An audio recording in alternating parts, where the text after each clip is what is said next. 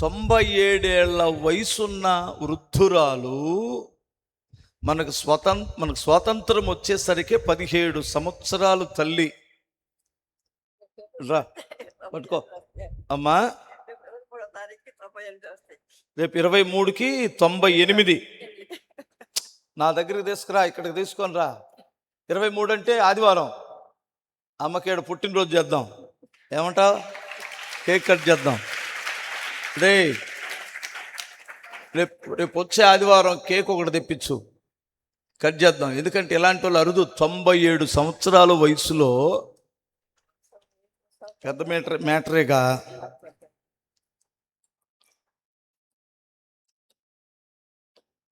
స్వతంత్ర సమరయోధుడు సమ్మిట వీరభద్రయ్య గారు మరణించినప్పుడు ఆయన వయసు 93 ఏళ్ళు.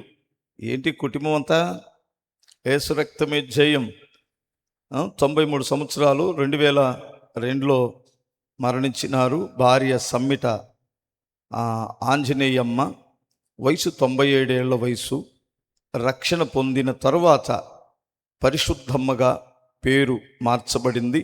స్వతంత్ర సమరయోధుడు పెన్షన్ తీసుకుంటుంది.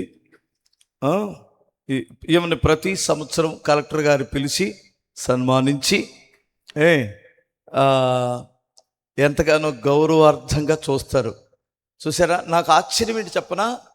వీళ్ళ భర్త గారు స్వతంత్రం కొరకు పోరాడిన వ్యక్తుల్లో ఒకడు.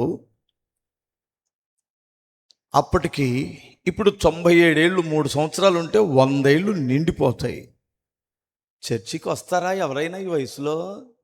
ఎన్ని నొప్పులు, ఎంత కథ. రే చూపించరా, అమ్మని చూపిస్తున్నావా? ఓకే, హల్లెలూయా. ఏమన్నా బట్టి దేవుణ్ణి ఒకసారి ఘనపరచండి.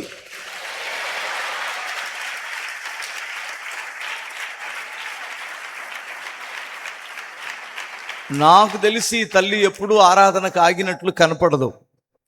ఆరాధనకు ఆగదు. 97 ఏళ్ల వయసులో సనగడం కానీ, గొనగడం కానీ, జ్ఞాపకశక్తి పోవడం కానీ, ఆలిలాని ఈలిలాని ఎప్పుడూ చెప్పినట్లు నాకు అర్థం కాల. చెప్పలా. మౌనంగా తన స్థితి అంతటిని దేవునికి చెప్పుకొని, ఏముంది ఇక్కడి నుంచి దాటిపోదాం, ఇంకో మహా అంటే ఇంకో 3 ఏళ్ళు గట్టిగానే బ్రతికిద్దులే, హల్లెలూయా.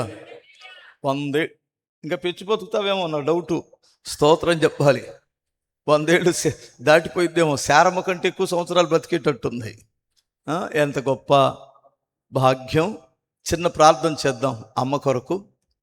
పరిశుద్ధుడ, ప్రేమ కలిగిన మా తండ్రి, అయ్యా, దీర్ఘాయుష్యమంతురాలై మా చర్చి అంతటిలో తండ్రి మాకందరికీ పెద్దది మా తల్లిని బట్టి స్తుతిస్తున్నాను నాయన. మా చర్చిలో ఉన్న ఆయుష్ దినాలందరికంటే ఎక్కువ సంవత్సరాలు బ్రతుకుతుంది. అయినా భక్తిలో ముందడుగులో ఉంది తండ్రి. రోషము కలిగి ఈ వయసులో కూడా నిన్ను ఆరాధిస్తుంది అయినా.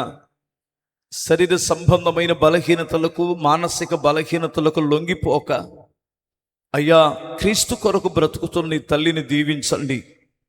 తన భర్త మా దేశము కొరకు తండ్రి పోరాటము చేసిన ఆ యోధులలో ఒకడుగా ఉండి ఈ లోకాన్ని విడిచిపెడితే, ఈ తల్లి ఆయన భారీగా ఓ పక్క ప్రభుత్వం దగ్గర నుంచి ఒక అద్భుతమైన ప్రశంసను పొందుతూ, అంతకంటే శ్రేష్ఠుడైన మహారాజు, రాజులకు రాజైన ప్రభువా, మిమ్మల్ని ఆరాధిస్తున్న ఈమెను, ఈమె బిడ్డలను, మనవళ్లను, మనవరాండ్రను, ముది మనవరాళ్లను కూడా మీరు ఆశీర్వదించండి. ఈ తల్లి చేసిన ప్రతి ప్రార్థనకు జవాబివ్వండి. తన ఇంటి వారిని దీవించండి. నీతిమంతులు సంతానం ఎడవబడుట గాని వారు భిక్షమెత్తుట చూడలేదన్నారు. దయచేసి తన సంతతిని మీరు ఆశీర్వదించి రక్షణ లేని వారికి రక్షణ దయచేయమని యేసు నామమున అడుగుచున్నాను తండ్రి, ఆమేన్. ఓకే, జాగ్రత్తగా తీసుకెళ్ళం. నడుస్తుంది, కర్ర ఏం లేదు. మైండ్ ఎక్కడ కూడా చేంజ్ అవ్వలేదు. ఈ పిచ్చి మాటలే మాట్లాడట్లేదు. మాట్లాడుతుంది, ఏదైనా మౌనంగా ఉంటుంది. ఒక్కొక్కరు 60 దాటితే చాలు, నా తల్లుల్లారా తట్టుకోలేము. హల్లెలూయా. సొనా ఈ ముసల్దాంతి తట్టుకోలేము అంటున్నారు కొంతమంది. నా దగ్గర చెబుతున్నారులే. ఎక్కడ అంతకు మించి మాట్లాడట్లా. 20 ఏళ్లోళ్ళు మాట్లాడినట్టు మాట్లాడుతున్నా. మాట్లాడితే మాట్లాడతాం, లేదంటే లేదు. అవసరం ఉంటే మాట్లాడుతుందా, లేదంటే లేదు. ఇళ్ళల్లో కూడా నేర్చుకోండి. అవసరం ఉంటే చెప్పిందే చెప్పిందే చెప్పి ఎవరి గోల వాడిది, ఆడి గోల ఆడిది. స్తోత్రం చెప్పగలరు ఒకసారి?